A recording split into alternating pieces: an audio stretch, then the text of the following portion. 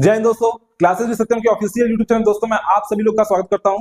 दोस्तों आपका एएलपी का एग्जाम 25 नवंबर से स्टार्ट होने वाला है। मैं आपको देखिए प्रीवियस जितना भी क्वेश्चन प्रैक्टिस करवाया हूं, आप उन सभी क्वेश्चनों को देख के जाइए, वो समझ जाइए, आपके लिए मोस्ट इंपॉर्टेंट है और पेपर में 100% आपको क्वेश्चन देखने को मिलेगा। जितना भी मैं क्वेश्चन करा रहा हूं ये सारे आपके प्रीवियस ईयर एग्जाम में आए हुए क्वेश्चन है, लेकिन बस उसका फायदा ये है कि जितना मैं क्वेश्चन करा रहा हूं ना, इसी से रिलेटेड आपको क्वेश्चन पूछा जाएगा पेपर में, इससे बाहर क्वेश्चन नहीं आएगा। फिर देखिए आरपीएफ एसआई वाले बच्चों का भी डेटा गया है 2 दिसंबर से, इसलिए आप भी लोग लग जाइए। जिसका एनटीपीसी का एग्जाम है, मतलब जितने लोगों ने फॉर्म भरा है, वो भी मैथ का प्रैक्टिस मेरे साथ करना स्टार्ट कर दे। जितना मैं क्वेश्चन करा रहा हूं समझिए दोस्तों, आपके लिए मोस्ट इंपॉर्टेंट है और ये पेपर में आपके आने वाले क्वेश्चन है जो बार बार पेपर में पूछता है, इससे आप बच नहीं सकते हैं। ठीक है, तो चलिए दोस्तों, मैं ज्यादा समय आपको नहीं लूंगा। आप लोग को पहला क्वेश्चन यहाँ स्क्रीन पे दिख रहा होगा, आप क्वेश्चन को ध्यान से पढ़िए और सबसे पहले आपको सॉल्व करना। ठीक है, मैं उसके बाद आपको मैं बताऊंगा ही। चलिए देखिए पहला क्वेश्चन क्या दिया हुआ है इसमें क्या दिया है, यदि एक समबाहुभुज के सभी अंतःकोण 120 अंश है तो आपसे बहुभुज के विकर्णों की संख्या कितनी है, ये पूछा है। ये आपका रेगुलर पॉलीगॉन का क्वेश्चन है। इसका सबसे बेहतरीन जो तरीका होता है आपको फॉर्मूला याद करना। अगर आपको फॉर्मूला याद नहीं है तो आप इस क्वेश्चन को अटेम्प्ट नहीं कर सकते हैं, क्योंकि इसमें देखिए दो चीजें आपको यहाँ पता होना चाहिए। एक तो आपसे वो जो बोला है सभी अंतःकोणों का योगफल का फॉर्मूला क्या होना चाहिए, और फिर इसके विकर्णों की संख्या का फॉर्मूला क्या होना चाहिए। अगर आपको ये दोनों पता नहीं है तो आप इस क्वेश्चन को अटेम्प्ट नहीं कर पाएंगे, आप छोड़ के आएंगे। तो चलिए, अगर आपको याद है तो आप इजीली इस क्वेश्चन कर सकते हैं, अगर नहीं याद है तो मैं आपको यहाँ पे एक बार रिकॉल करवा दूंगा और इस क्वेश्चन को मैं सॉल्व करवाता हूँ कैसे इस क्वेश्चन को आप इजीली कर सकते हैं। ठीक है दोस्तों, इसमें क्या दिया है कि एक समबाहुभुज दिया है, उसके सभी अंतःकोणों का योगफल कितना दे दिया, 120 अंश। अच्छा, जो सभी अंतःकोणों का योगफल कितना होता है, बहुभुज के सभी अंतःकोणों का योगफल कितना होता है, n-2 इंटू 180 बटे n। आप पढ़ रखे होंगे किसी बहुभुज के सभी अंतःकोणों का योगफल क्या होता है, n-2 इंटू 180 बटे n होता है। ये कितना दे दिया है, ये कितना दे दिया है, 120 डिग्री। ये कितना दे दिया है, 120 डिग्री। अच्छा बताइए, यहां से आप भुजाओं की संख्या निकाल सकते हैं, नहीं निकाल सकते हैं? यहां से आप भुजाओं की संख्या निकाल सकते हैं कि उस पॉलीगन में कितनी भुजा है, कितने उसके साइड्स हैं। और जब आप साइड निकाल लेंगे तो आप डायगोनल आराम से निकाल सकते हैं। तो चलिए सबसे पहले आपको साइड निकालना है, भुजा निकालना, कितने साइड्स हैं। तो अच्छा एक चीज बताइए, यहां पे देखिए एक जीरो से एक जीरो कैंसिल हो जाएगा और ये 6 तिरिकी 18 और ये हो जाएगा 6 दूनी 12। ठीक है, इसको सॉल्व कीजिए। इसको सॉल्व करेंगे तो कितना हो जाएगा, 3n माइनस 3 दूनी 6। ठीक है, और ये जाएगा इधर कितना हो जाएगा, 2n। यहां तक कोई दिक्कत हुआ आपको? अब इसको आप इधर लाएंगे तो क्या 3n में से 2n घट जाएगा, कितना हो जाएगा, n बराबर 6। अब आपको पता चल गया है जो ये पॉलीगन है इसकी भुजाओं की संख्या कितनी है, 6 है। तो आपको डायगोनल निकालना है। अगर आपको डायगोनल निकालना है, विकर्णों की संख्या निकालनी है, विकर्णों की संख्या निकालनी है, तो इसका फॉर्मूला जो होता है आपको याद रखना है, क्या होता है, n इंटू n माइनस 3/2। क्या होता है, n इंटू n माइनस 3/2। अच्छा अभी आपने साइड तो निकाल दिया, भुजा निकाल दिया, कितना है, 6 है। 6 में से 3 घटा दिए डायरेक्ट, कितना हो जाएगा, 6 में 6 रख के 6 में से 3 घटाइए, कितना हो जाएगा, 3/2। इसको डिवाइड करिए, कितना हो जाएगा, 2 तिहाई 6 यानी 3 त्रिक 9, यानी विकर्णों की संख्या कितनी हो जाएगी, विकर्णों की संख्या कितनी हो जाएगी, 9। 9 आ जाएगा। ऑप्शन में आ रहा है, देखिए 9 आ रहा नहीं आ रहा, तो ऑप्शन ए आपका ये हो जाएगा। ठीक है, आपको यहाँ पे दो फॉर्मूला बस याद रखना है। एक फॉर्मूला ये याद रखना है, एक फॉर्मूला ये याद रखना है, n-2 इंटू 180 बाई n होता है। ये किसी भी पॉलीगन के सभी अंतःकोणों का योगफल होता है। और ये क्या होता है, विकर्णों की संख्या कितनी हो जाएगी, विकर्णों की संख्या कितनी हो जाएगी, n into n minus 3/2। n into n minus 3/2, ये दोनों फॉर्मूला आपके लिए मोस्ट इंपॉर्टेंट है, इसको याद रखिएगा। ठीक है, चलिए दोस्तों अगला क्वेश्चन देखिए, इसको मैं डस्टिंग करता हूं। अगला क्वेश्चन देखिए, आपके लिए बहुत ही ज्यादा इंपॉर्टेंट है, अब पेपर में आने वाले क्वेश्चन है, पेपर में आने वाले क्वेश्चन, इससे बच नहीं पाएंगे आप। ठीक है, एक सेकंड दोस्तों, इसको थोड़ा बढ़िया से क्लियर कर लिया जाए जिससे आपको अच्छे से दिखे। अगला क्वेश्चन देखिए दोस्तों, अगला क्वेश्चन मैं दिखाता हूं। इसमें देखिए क्या दिया हुआ है, आप देख रहे हैं क्वेश्चन आपके सामने दिख रहा है। इसमें दिया है कि √x + 10 इक्वल टू कितना दिया है, √529 दिया है। तो आपसे पूछा x का मान क्या होगा। ये देखिए एकदम इजी क्वेश्चन है, लेकिन इस क्वेश्चन को कैसे आप सॉल्व कर सकते हो, चलिए बताइए। इसमें क्या दिया है, √x, ठीक है, √x प्लस क्या दिया है, 10 इक्वल टू कितना दे दिया है, 529 दिया है। आपसे x का मान पूछा है, आपसे x का मान पूछा है, क्या होगा बताइए, क्या होगा जल्दी बताइए। सबसे पहले आपको स्क्वायर एकदम याद, स्क्वायर रूट याद होना चाहिए। 529 किसका होता है बताइए, 529 किसका होता है, कौन बताएगा, 529 किसका होता है जल्दी बताइए। ये 23 का होता है, 23 का स्क्वायर होता है। तो ये क्या हो जाएगा, जब हटेगा तो क्या हो जाएगा, 23 का स्क्वायर होता है, रूट हटेगा तो 23 हो जाएगा। अच्छा बताइए √x का मान कितना हो जाएगा, 23 में से अगर 10 घट जाएगा तो कितना हो जाएगा, 13 हो जाएगा। 13 हो जाएगा। अब मुझे चाहिए क्या, मुझे x का मान चाहिए, तो हम बोथ साइड क्या करेंगे, स्क्वायर कर देंगे। जब स्क्वायर करेंगे तो x का मान कितना हो जाएगा, 169। 13 का स्क्वायर कितना होता है, 169। यानी ये समझिए सिंपल क्वेश्चन था, लेकिन बहुत बार लड़के कंफ्यूज जाते हैं कि 529 किसका स्क्वायर रूट होता है। ठीक है, 529 का स्क्वायर रूट क्या हो जाएगा, 23 होता है। आपको 1 से लेके 50 तक का कम से कम याद होना चाहिए, तभी आप क्वेश्चन को इजीली जल्दी कर सकते हैं। चलो दोस्तों अगला क्वेश्चन देखिए। अगला क्वेश्चन बहुत ही बेहतरीन है और आपको पेपर में इस तरह के क्वेश्चन जरूर देखने को मिलेंगे। ठीक है, आप बच नहीं पाएंगे। चलिए देखिए क्वेश्चन क्या है। तीसरा क्वेश्चन देखिए ध्यान से आप लोग दोस्तों। तीसरा क्वेश्चन क्या है आपका, तीसरा क्वेश्चन ध्यान से देखिए। इसमें दिया क्या है दोस्तों कि sec theta plus ten theta upon sec theta minus ten theta equal to क्या दिया है, 5/3। आपसे पूछा है sin थीटा का मान पूछा है, sin थीटा का मान पूछा है। आपको दे दिया था क्या इसमें, sec theta plus ten theta upon sec theta minus ten theta equal to कितना दिया है, कितना दिया, 5/3। 5/3 आपसे पूछ रहा है कि साइन थीटा का मान क्या होगा। आपसे पूछा क्या दोस्तों, साइन थीटा का मान क्या हो जाएगा, वैल्यू क्या होगा। चलिए बताइए कैसे इस क्वेश्चन को करेंगे, जल्दी बताइए। अगर ये क्वेश्चन पेपर में आ जाए, इस क्वेश्चन को आप जल्दी कैसे कर सकते हैं दोस्तों। इसमें कंपोनेंडो एंड डिविडेंडो लगाइए। कंपोनेंडो एंड डिविडेंडो लगाएंगे तो कितना हो जाएगा, ऊपर हो जाएगा, एक बार सभी को जोड़ दीजिए ऊपर, तो कितना हो जाएगा, 2 sec थीटा। फिर नीचे क्या करते हैं, घटा देते हैं, तो क्या हो जाएगा, 2 tan थीटा। ये तो आपको अच्छे से पता ही होगा। ये कितना, इसको भी सेम इस पे लगाइए, कंपोनेंट ढूंढो, तो 5 3 कितना हो जाएगा, ये 8 हो जाएगा। अब 5 माइनस 3 कितना हो जाएगा, 2 हो जाएगा। अगर आपको पता नहीं प्रोसेस तो देख लीजिए। अगर यदि a बटे b कोई फ्रैक्शन दिया हुआ है, इस पे कंपोनेंडो एंड डिविडेंडो लगाना, तो कैसे लगाएंगे, कैसे लगाते हैं, a plus B upon a minus B. ठीक है, अगर आपको तरीका नहीं पता देख लीजिए। इसमें क्या किया गया है, सबसे पहले सभी को जोड़ दिया गया, तो जब जोड़ेंगे तो tan से कैंसिल हो जाएगा, 2 sec थीटा हो जाएगा। अब फिर क्या करेंगे, sec theta plus tan theta minus sec theta plus tan theta हो जाएगा, घटा देंगे तो कितना हो जाएगा, 2 tan थीटा। अब बताइए यहां इस 2 से ये 2 कैंसिल हो गया और ये कितना हो जाएगा, 2 चौक 8 हो जाएगा। यहां तक कोई दिक्कत, यहां तक कोई दिक्कत। और sec थीटा को क्या लिख सकते हैं दोस्तों, sec थीटा को क्या लिख सकते हैं आप बताइए, sec थीटा को क्या लिख सकते हैं, 1 upon cos theta. sec theta का उल्टा क्या होता है, 1 अपॉन cos थीटा। और tan थीटा को क्या लिख सकते हैं, sine theta upon cos theta. ये कितने के बराबर है दोस्तों, 4 के बराबर। ये कितने के बराबर है, 4 के बराबर। अब बताइए ये कॉस थीटा से ये कॉस थीटा कैंसिल हो जाएगा, ये तो आप जानते नहीं जानते हैं, इस कॉस थीटा से ये कॉस थीटा कैंसिल हो जाएगा। और ये बताइए 1 अपॉन ये कितना हो जाएगा, अगर इसको सॉल्व करेंगे तो ये कितना हो जाएगा, 1 अपॉन, मैं यहां लिखता हूं दोस्तों, 1 upon sine theta, 1 upon sine theta का मान कितना हो जाएगा, 4 हो जाएगा। तो यहां से साइन थीटा का मान क्या हो जाएगा दोस्तों, साइन थीटा का मान कितना हो जाएगा, 1/4। कोई दिक्कत, आपसे साइन थीटा पूछा था, 1/4 आ रहा है, नहीं आ रहा है, देखिए ऑप्शन सी हो जाएगा इसका। ठीक है, ऑप्शन सी हो जाएगा। बहुत ही बेहतरीन क्वेश्चन है। ये सब क्वेश्चन आपको तुरंत कर लेना चाहिए, इसमें एकदम समझ आए, कुछ समय बचाना, सीधे कंपोनेंट लगा के सीधे इसका आंसर निकालिए। आपसे साइन थीटा ही पूछा है, अगर आपसे कॉस थीटा ही पूछ सकता है, कॉस थीटा ही पूछ सकता है, तो आप कैसे निकालेंगे। अगर मान लीजिए साइन थीटा, अगर यहाँ पे आपसे कॉस थीटा पूछ लिया तो कैसे निकालते हैं, आपको राइट एंगल ट्रायंगल लेना पड़ता है। ठीक है, राइट एंगल ट्रायंगल लेना पड़ता है। और साइन थीटा क्या होता है दोस्तों, साइन थीटा क्या होता है, परपेंडिकुलर अपन हाइपोटेनियस होता है। तो यानी ये 1 है और ये 4 है, ये 1 है 1 4 है, तो इसका बेस कितना हो जाएगा, अगर आपको बेस निकालो तो कितना, तो 4 का वर्ग 16 में से 1 हटा देंगे तो ये कितना हो जाएगा, √15। अगर मैं पूछूं यहाँ पे cos थीटा कितना हो जाएगा, अगर मैं आपसे पूछूं यहाँ पे cos थीटा कितना हो जाएगा, तो cos थीटा कितना हो जाएगा, cos थीटा क्या होता है, आधार बटे कर्ण, यानी बेस अपॉन हाइपोटेनियस, यानी cos थीटा का मान कितना हो जाएगा दोस्तों, cos थीटा का मान कितना हो जाएगा, √15/4। कुछ भी पूछ सकता है आपको, बस अगर ये एक चीज निकल गया तो आप इजीली किसी भी चीज को निकाल सकते हैं। ठीक है, चलिए दोस्तों अगला क्वेश्चन देखिए आप लोग, इसको मैं डस्टिंग करता हूं। अगला क्वेश्चन देखिए आप लोग ध्यान से, जितने भी क्वेश्चन मैं करा रहा हूं समझ जाइए, मोस्ट इंपॉर्टेंट है और ये आपके पेपर में देखने को मिलेंगे, इससे बच नहीं पाएंगे आप।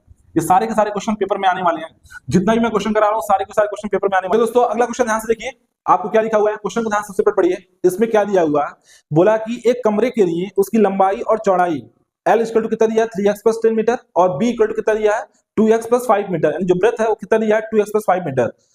और इसके चारों दीवारों के साथ क्षेत्रफल कितना है 60x प्लस 180 वर्ग इकाई। ठीक है, आपसे क्या पूछ रहा है, तो रूम की ऊंचाई क्या हो जाएगी, हाइट आपसे पूछा है।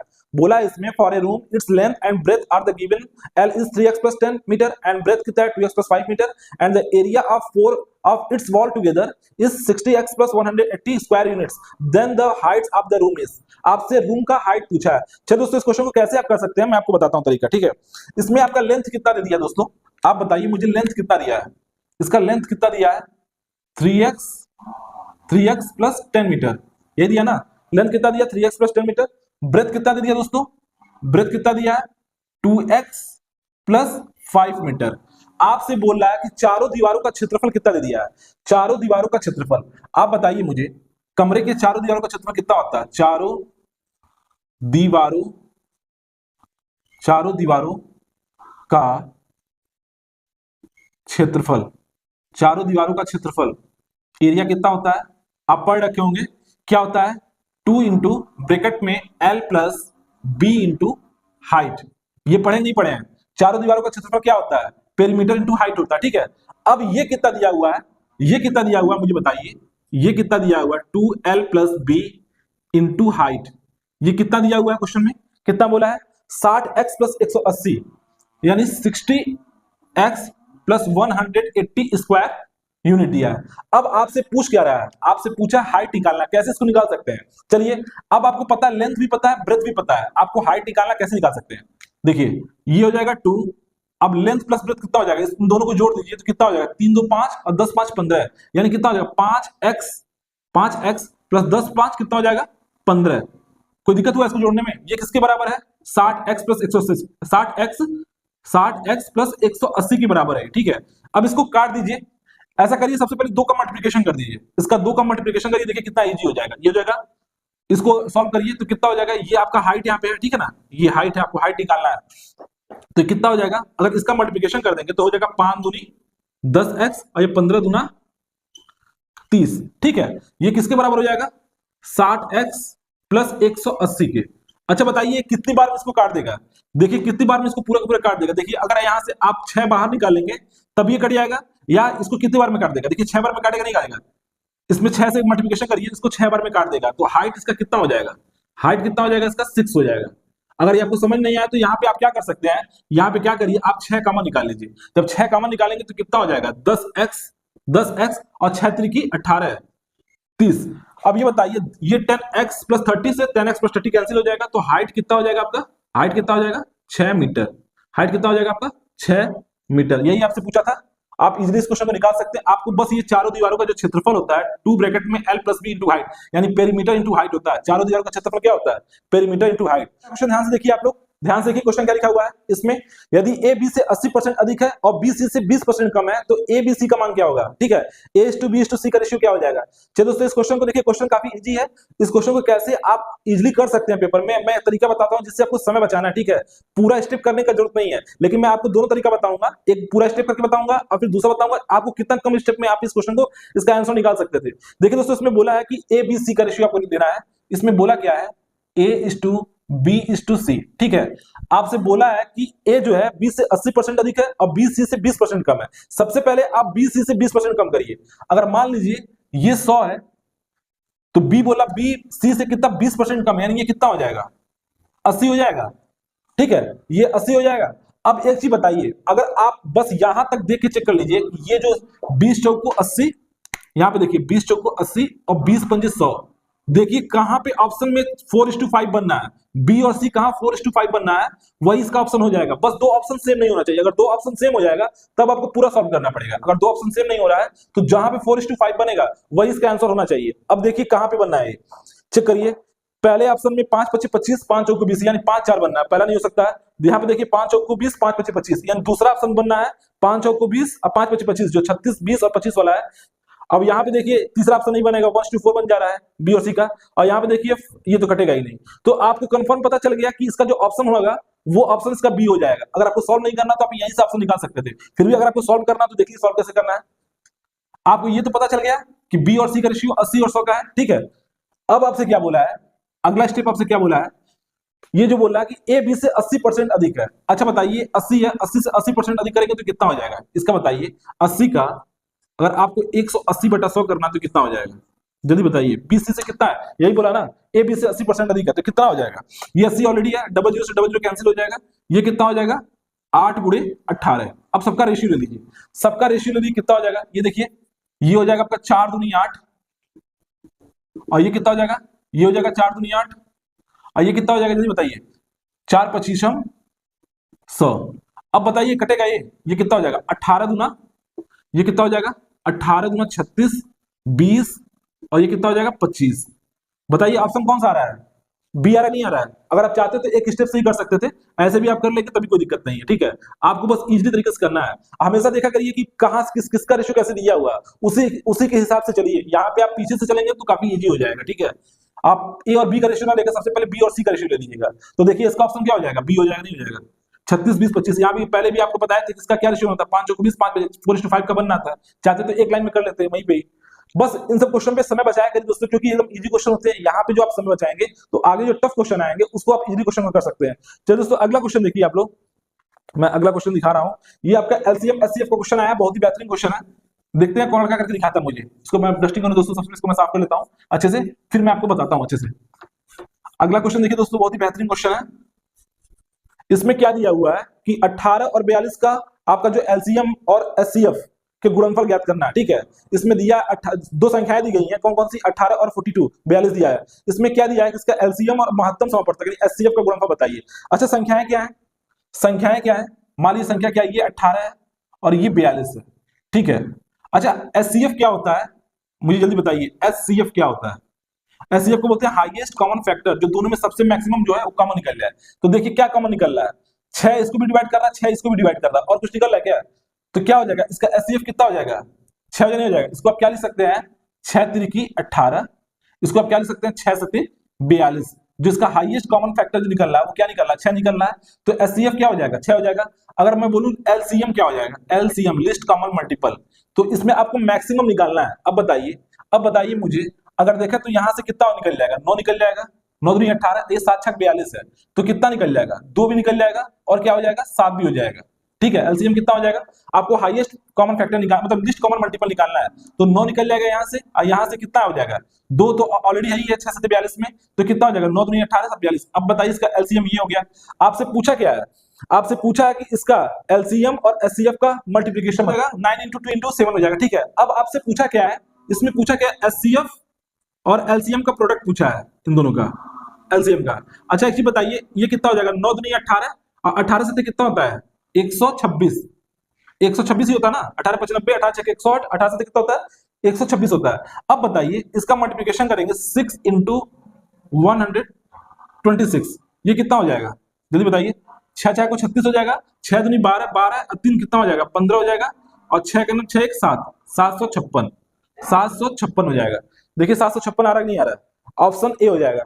तो चलिए दोस्तों ऐसे ही मैं आपको बेहतरीन क्वेश्चन कराने वाला हूं। जितना भी प्रीवियस क्वेश्चन मोस्ट इंपोर्टेंट आपका आया हुआ है, ये सारे क्वेश्चन आप प्रैक्टिस करके जाइए, ऐसे ही पेपर में आपको क्वेश्चन दिखेगा।